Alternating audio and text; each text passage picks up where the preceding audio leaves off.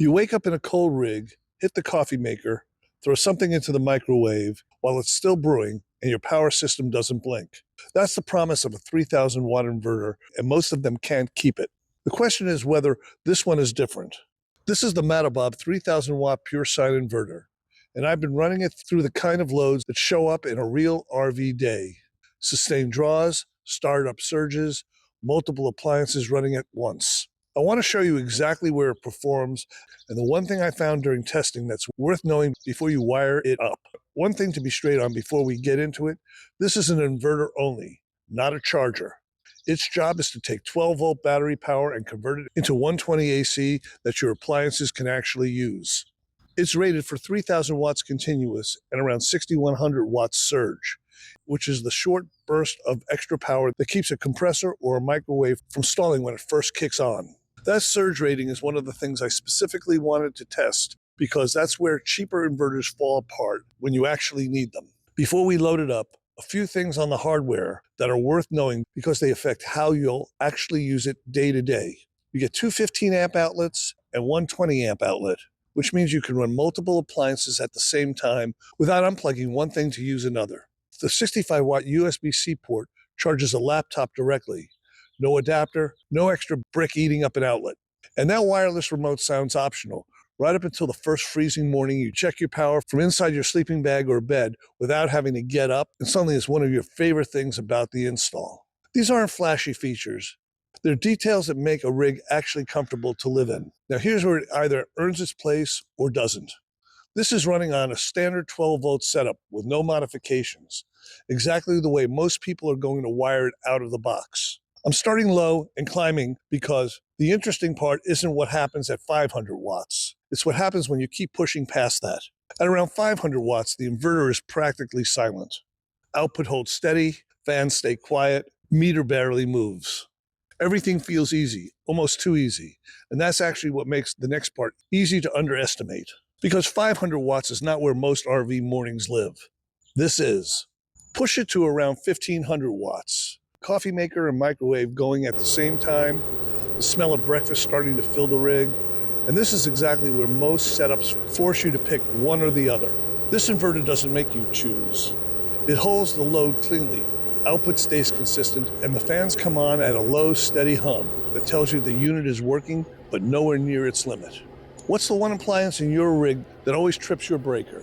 Is it the hairdryer or the induction cooktop?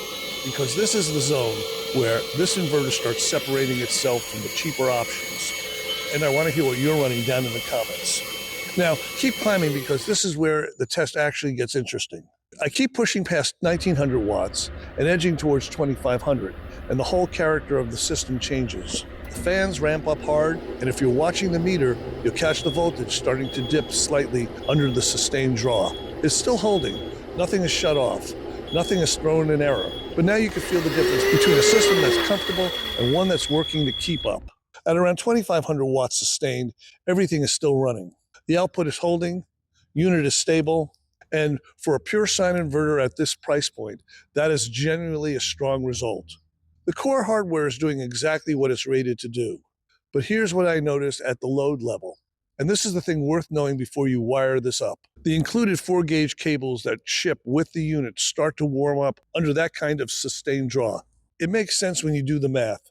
A 3000-watt inverter on a 12-volt system pulls around 250 amps or more at full draw, and a 4-gauge cable isn't rated to handle that comfortably, especially on longer runs. Not a crisis, but a real heads up if you're planning to regularly run this inverter near the upper range. A common recommendation at that power level is a 2-aught cable, sized to match what the inverter actually pulls rather than what came in the box.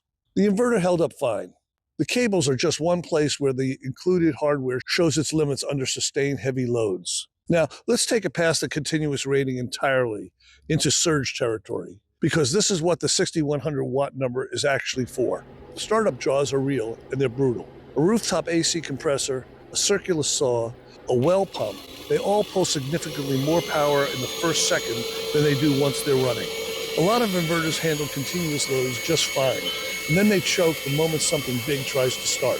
This one doesn't. The induction stove and the microwave kicked on clean. No hesitation, no voltage collapse, no shutdown. The clean surge handling is the most practically useful thing about this unit for full-time RV use, because it means you're not standing there managing your power every time you fire something up. You just start it and it runs. So here's where I land on this inverter after putting it through real conditions. The pure sine wave output is clean throughout the entire load range. And if you're not sure why that matters, here's the short version. Pure sine wave produces the same smooth electrical signal that comes out of a wall unit in your house, which means your CPAP, your laptop, your induction cooktop, anything with a variable speed motor, all run exactly the way they were designed to. A cheaper modified sine wave inverter produces a rougher signal that can cause humming, heat buildup, and long-term damage to sensitive electronics. Pure sine wave eliminates all of that, and it's the main reason it's worth the price difference. The surge handling is solid, the output is stable under real loads, and the hardware is genuinely well thought out for day-to-day RV use. For the way most people actually live in a rig, morning routine, working from the road, running appliances without thinking about it, this inverter does exactly what it's supposed to do. If you want to take a look at the unit itself, the link is in the description below. If you're running mostly in that 1000 to 1500 watt range day to day, this is going to feel like it has more headroom than you'll ever need.